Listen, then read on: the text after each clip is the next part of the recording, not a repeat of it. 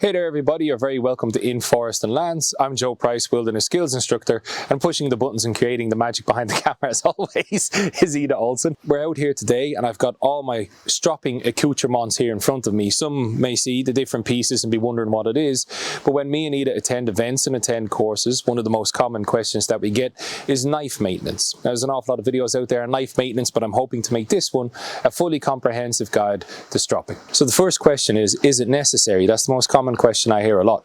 Yes, stropping is necessary. My reason for saying stropping is necessary is it gives us a very keen edge. Stropping isn't sharpening, it's honing, and we can discuss that later in the video. But the reason why you want to strop your knife, or why I believe it is important and a lot of others, is because a sharp edge is a safe edge. Besides cutting and stuff like that, a clean cut is better than a jaggedy raggedy cut. But also, when we work in wood, a sharp knife is almost like an accelerator on a car. You want to be able to control the power behind your accelerator. You don't want to blow around town with your foot flat to the floor. So when you have a sharp edge and you're working in wood, it allows you to put just the minimal amount of force behind your knife when that edge is nice and keen. If you have a dull knife or a hairy edge knife, you're going to have to put extra pressure in when you're carving. So when you come off the stick with your extra power, all of a sudden your control tool turns into a shank. How long should you strop for? And this is a very valid question, because unlike a stone where if you strop too much you end up with no knife, a strop removes fine micro imperfections, so you could be stropping forever before you feel your knife gets to where you want it to be. But that is the thing, when you strop there's a bit of intuitiveness to it. So when I strop my knives, I like to get my edge nice and keen. Some people do paper cuts, some people like to shave, but once my edge gets to the point where I feel it's sharp enough that it will stop and rest on my nail, that's fine by me. Now, before we go diving into strops and compounds and grits and nomenclature, I always think it's important for anybody starting out in anything to have this in their head, that it's important to know the name of the beast so you can kill it. So before I delve into any new subject, I always like to explain the words I'm going to be using and the terms I'm going to be using before moving forward in the project. So what are abrasives, grits and compounds? Basically, you take fine material like gravel or quartz or some man-made materials, and you grind it up into a paste. This paste is measured in microns because it's so small. You take these particulates of various micronical sizes and you put them into various mediums and attach them to various mediums. The most common place to see this is sandpaper. You can see that this medium here has been glued to this particular piece of paper. In things like Gary Flex, the compound is put into a rubber base. And then things like Autosol, it is put into a liquid base. But they all kind of start out life the same way. When you're looking at grits, grits is the texture for this. You need a way in the world of abrasives to know how abrasive the thing is we're using. If you're working on a car or doing a paint job at home, you don't want something that's really aggressive. If you want to remove some heavy material, you don't want something that's too soft. So in the world of abrasives, most things are referred to as grits. And again, very clearly seen on sandpaper, this is a 120 grit. And you can hear it's very, very coarse. The lower the number, the more coarser the material. The more coarser the compound, the more coarser the grit. So from 120 here would be very, very abrasive. And then when you get down to your leather strops with no compound, this is an untreated strop, you're looking at something of 50,000 grit. Very, very, very, very fine. So they're abrasive, grits and compounds. Next up, you'll hear people talk an awful lot about edges. And it's important to know what edge is on the tool that you're using to choose the appropriate strop, because not all strops are the same or used for the same intended purposes. Here is a small knife with a Scandinavian bevel. This is to 0 degrees, meaning that this is the top of the edge and this is the bottom of the edge. So a flat paddle strop would be the one you want for this. This here is what's known as a saber edge. So it looks like the edge starts here, but this is a shoulder which travels to here, which then has a secondary edge on the bottom. For a knife like this, yes, you can use a flat strop, but what I'd recommend is something like a loose belt strop. But then you get some things in the middle that are neither here nor there, known as hybrid grinds. This looks like a Scandinavian bevel with the shoulders here and the edge ending here, but it has a secondary micro bevel, this tiny micro bevel, and this can cause an awful lot of problems for beginners when they first start out. You can use either a hard strop on this, but there's a different technique, or you can use a soft strop and it will blend that edge away, but that's a personal preference. So like we said earlier on in the video, a sharp knife is a safe knife. And being a wilderness skills instructor, and I hope if you're watching this video, you're either out in the woods a lot or planning to go to the woods a lot.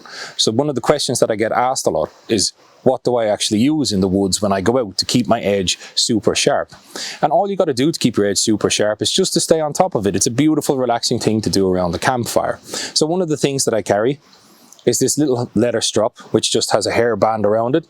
It's a fine piece of leather. You can see that it's impregnated with a compound. Like when we talked about in grits, compounds and abrasives, you can get compound or abrasives that is in wax. These are known as buffing compounds. You use them on buffing wheels. But you can also impregnate your strop with them. A strop has two sides. You have the unfinished side and the finished side, which is the smooth one. It's a personal preference which everybody uses. I personally like the finished side of the strop. But you can take these compounds and you can place them on the strop and they will stay there, adding extra microns, extra grits, extra fine abrasives. So this is my little leather strop that I like to carry around with me. It folds up really small and tucks away really nicely. So that is purpose built. It's a strop and nothing but a strop. I carry a nail, small lightweight nail. You can carry a 6-inch one. They have a multiple of uses in the woods.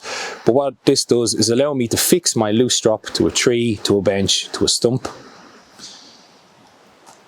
I always have a notebook on me, but the reason why I also like to carry a notebook is so I can keep some abrasive paper in there. This is wet and dry paper, and hopefully because of the start of the video, you will understand the different grit measurements that are on the back. Wet and dry paper is used in auto body shops. You can wet it and use it like a whetstone in the woods, and you can get it from 1200 grit all the way up to super fine, and it allows me to strop my knives and hone up maybe something in edge that needs a little bit more extra attention in the woods. And also what will be around my waist is a good quality leather belt. A leather belt serves a lot of purposes, but one is also as a strop. You got the buckle here, which you can use in conjunction with the nail. You got a finished side, which is nice and smooth, and an unfinished side. And if you're going to load it with compound, beware, because you will end up with compound on your clothes.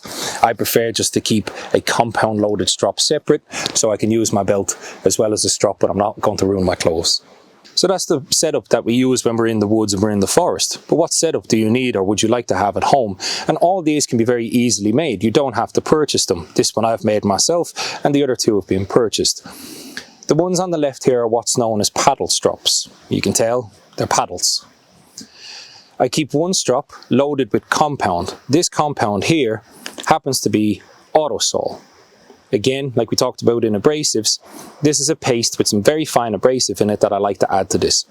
This strop is years old, and this is one I made myself, and I like to use this for polishing, like I would be polishing a chrome bumper on a car. The next one here is a larger paddle strop. This is for my carving knives and kind of my more finer work knives. It just allows to get a keener edge. I use the finished side of leather on this, and this is an extremely fine grit that really allows me to hone it in. You can see on the side here that I have some compound on here when I need it, but most of the time I keep this untreated. This here is a belt strop, or a razor strop as they've become known because of barbers and peaky blinders. But a belt strop is a fine tool to have. You simply hang it up on the nail here, or wherever you want to, and you pull it out and adjust your tension as you've needed. Now we've talked about different edges and what strops you should use on different edges. When it comes to our Scandinavian grind knives, these are the two that you want. When it comes to complicated grinds, like saber grinds or the micro bevel hybrid grind, this is the strop you want because it allows you to adjust to the flex and wrap around those awkward curves that you have on a blade. So we're sitting comfortably, and that's very important. This is more meditative to me these days, as it is functional. But you want to get sitting comfortably and just have yourself a nice platform. If you're at home, feel free to use tables, put on your favorite tunes, watch your favorite YouTube channel, and relax and strop your knives. So First things first, this is my Banshee. It's a bit of a larger knife and I'm just using it for demonstration purposes today to make it clear on video. But it's a Scandinavian grind from shoulder to zero. So out comes the paddle strop. I'm going to use my big paddle strop, naked leather. The one thing that I recommend anybody do, and if you follow on down your sharpening journey and you watch other people's sharpening videos, is to keep an eye on the cuticle reflex that people have. This, when you squeeze your finger, you can see that the bed of your nail changes. So whenever I'm watching videos from master sharpeners or anybody who's sharpening knives, I'm always watching how their finger beds or the beds of the fingernails change color, because this is a good indication on how much pressure they're using. Now when it comes to stropping, you do need a bit of pressure, but you don't need a whole heap of pressure, because leather is by itself a dynamic surface. It's not a stone, it's not solid. So it might feel solid. You need a bit of pressure to, of course, remove those micro abrasions and fine materials that are on the edge of your knife. But too much pressure will cause the edge of your blade to sink in to the leather. The leather will curve around it, and what will happen is that will actually dull your edge, it will convex the edge, and it will actually be an awful problem that's back on the stones to fix it. So finding the balance is about right, and I rather start a lot softer if you're a beginner than to go full on hard and wreck your edge. It's a lot easier to fix an edge as you change it softly. The smaller changes you make when sharpening a blade, the better. So first things first, when you see people sharpen, you see people go edge forward. But when you strop or when you hone, you go edge trailing. So that means your edge is always being pulled backwards. It's that way. It's a trailing edge. You can work it both ways. Some people like to do one pass and one pass. Some people like to do 5 passes and 5 passes. I don't know about you, but I live in a busy household. A phone can ring, a dog could come through, a child could come through. There could be any number of reasons, and I tend to lose count. So I tend to just go once, and in that way I know kind of where I am. You want to place your blade on your strop. I like to put one hand holding it where it needs to be, and I adjust my angle so I can see my edges. If you feel better with the strop perfectly flat, that's fine. You got the end of the blade here. You try and get it as close to the edge as you possibly can, and we are going to roll it forward. That's why Scandi grinds are so easy to strop, because that is the edge. It is very easy to get. So first things first, you can see the beds of my nails change. There's not a lot of pressure. I'm not gripping it and stabbing it into the leather. I'm just going to roll it forward, and with a bit of pressure and the hands in the right place, I'm going to draw the knife back to me, getting as much as that edge as I possibly can. Now when we get to this part of the knife, this is usually the part of the knife most people that I see are starting out that is razor sharp. It's because they end up dragging this across here and not dragging this part. So there is a bit of a technique in the second pass of stropping. So when you get to the curve of your blade, you can see that the tip is off the edge of the strop. As you get to here, you want to roll and draw. We don't take our tip off the end of the strop, because if you do, this can happen, or you're going to keep changing your angle, and what will happen is you'll roll your tip. So if your knife after stropping has a blunt tip, it's because this part of the step is missed. So we'll repeat that again. Place our knife horizontally across the end of the strop. We roll it forward.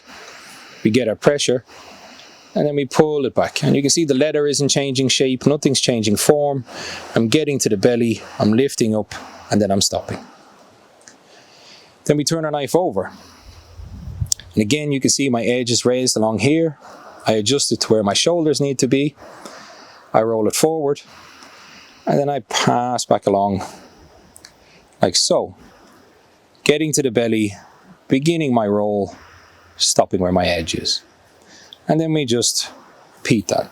Someone like me can do it pretty fast. I like to do this when I'm sitting at home, maybe listening to the radio, planning the next videos. I keep these strops, actually, it's why they look so used. I keep these strops next to my couch, and in the evening times, if I have a bit of spare time, I take out my favorite belt knives and I strop them. And that way you stay on top. 5 minutes of stropping a day keeps the stones away. So once that is done, I then move on to my dirty strop. I call this my dirty strop because it's the one I use for compounds, and oh, is she filthy. But as you can see, along the edge here, there's some blemishes. You got some marks here. I do use my knives, I use my knives a lot, and I can see that my edge is sharp. I've felt it, it's definitely sharp, but I just want to tidy it up a little bit, do a little finer honing on it. Insteps are compounds, are abrasive compounds. This is Autosol. It's available in every shop that's around the place, every auto body shop, every construction shop. There is branded knife paste and special blends, but this one works totally fine and it's the cheaper option of it. You can move on to the special blends if you want to do that, but Autosol will get you out of the way. The reason why I keep one strop just loaded with compounds is it can get very messy, but you just want to take your Autosol, your compound. You're going to have to get all fingers and thumbs with it and just put a bit on there. You don't want to load it, you're not plastering a wall, but you can see why I don't like to put stropping compounds on my belts, because this will get on your clothes and we just load our compound onto the strop. I can put a bit more on there. In fact, I strop my knife so much that, I should call her, but I strop my knife so much that the smell of Autosol has almost become like a Pavlovian memory for me now. And I tend to start to chill down once I smell it going on. The great thing about Autosol is that it's a clear compound. And what you will see happen, the reason why it goes grey, is you will actually see it removing those fine, fine, fine pieces of metal. So again, like we talked about, this is my Scandinavian grind knife. I'm going to use my flat paddle strop. I place it here, I roll the edge forward, and then I pass it back. Like I'm buttering a cake, rolling but not removing. And the same again, rolling down but not removing. Trailing edge work.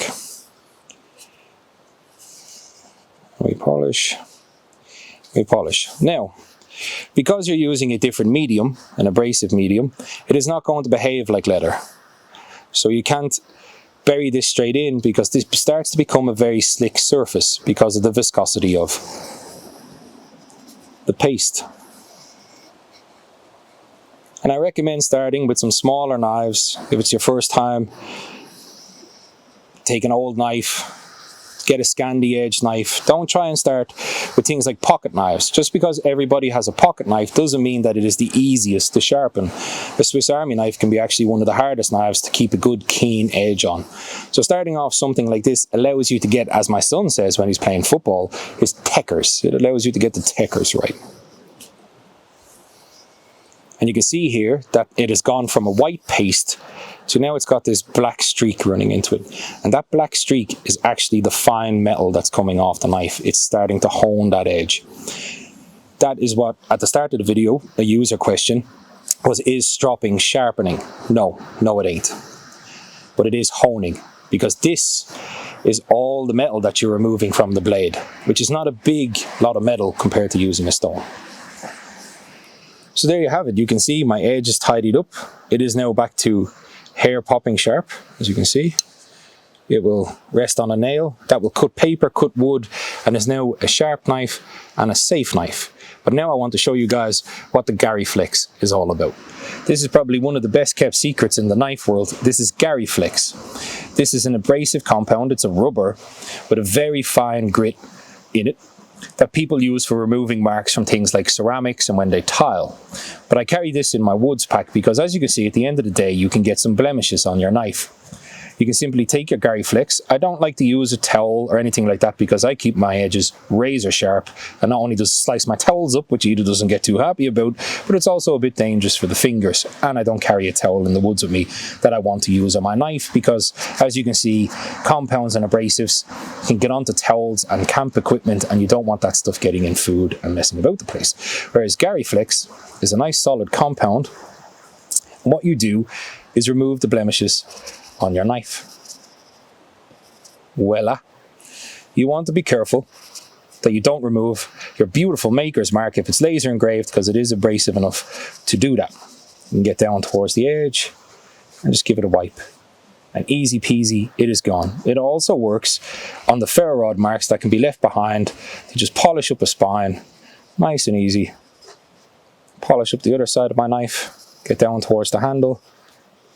Beautiful.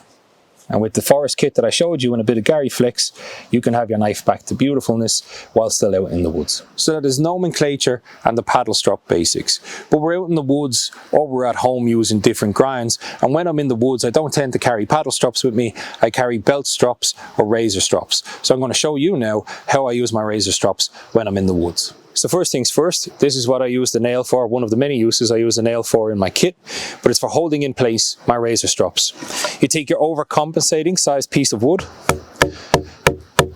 and just seat it in where you want it to be. You can seat this into a stump. Be careful when seating it into a live tree. If you can avoid that, do that. Use a branch instead, but that's what that's there for. If I'm in the woods, I won't be using my razor strop that I use at home. Instead, I'll be using my belt. I'll be using the unfinished side, the coarser side, and this side here. So for the first out, I'll use the coarse side. You simply place it over the top. Make sure your nail is secure. Then you're going to add the pressure and the tension that you need to your strop. It's a bit more dynamic and you have to work with it a bit more when it comes to wrapping around your edge. But as you can see, I'm using a saber ground knife here. And again, it's the same technique, but this time your control is in your left hand. You want to slightly roll your edge forward. Again, keep an eye on my cuticle reflexes. Pulling the knife along, getting to our belly, rolling the tip and stopping. Now, as you can see, when you're using a strop like this, you come very close to your body. Again, why we don't remove the tip, it's just an added element of safety. So again, up, start to roll, stop. Trailing edge. I will do this for as much as I feel necessary. And this also makes you feel a bit Sweeney Todd. I know everybody out there likes to, they see in movies where people are like, oh, hey, who, hey, who, hey. But basically now when you watch a movie, you know that they're dulling the hell out of their knife. But it does make you feel a bit Captain Jack Sparrow or a threatening villain in an 80s movie. The next step I want to do is switch to the smooth side, the finished side of my belt, and do the same. Now you want to be careful here when you're working on the smooth side of your belt to not come into it or jag it off, because you will end up with marks, as you can see here on my other razor strop, that coming back and forth on it, all Sweeney Todd-like, you will end up with marks along your strop, because these knives do get very, very sharp. So again, tension, up the knife, and you can see how that belt is bending and straightening to meet the contours of my edge. Now, if you so choose, like me, this is enough to hone, keep it razor sharp, but I'll show you how the homemade one works just as good, but this one has compound. Again, I find the elastic, which you can liberate from any of your partner's medicine cabinets or beauty drawers. But that elastic then gives you another extra bit of flex with my compound, like we've seen from the AutoSol. If you're buying compounds, they come in different colors. Different colors are indicative of the grits. I like the black compound. Some people like what's called Smurf poo, which is the blue compound. Some people like a white compound. It's up to yourself. I find the black compound is perfectly fine. Again, a couple of passes. Just lay my belt to the side, and that is an incredibly sharp, very polished, ready to work, very safe saber ground edge. So there you have it, folks. Thank you for joining me here around the campfire to learn about strops. In this video we've covered abrasives, compounds, leather, the types of strops to the types of knives, and the different techniques both for at home and in the forest. And I hope you picked up something for along the journey along the way. As always, I'm always available to reach out and ask questions, and we'll try and get them into as many videos as possible. We've also noticed, and very humbled by, the amount of support we've got on our recent videos and the channel in and of itself. If you would like to support us some more, you can check out the available links below, not just of ourselves but of our partners. And as always, thank you for joining us on our journey, and good luck on yours.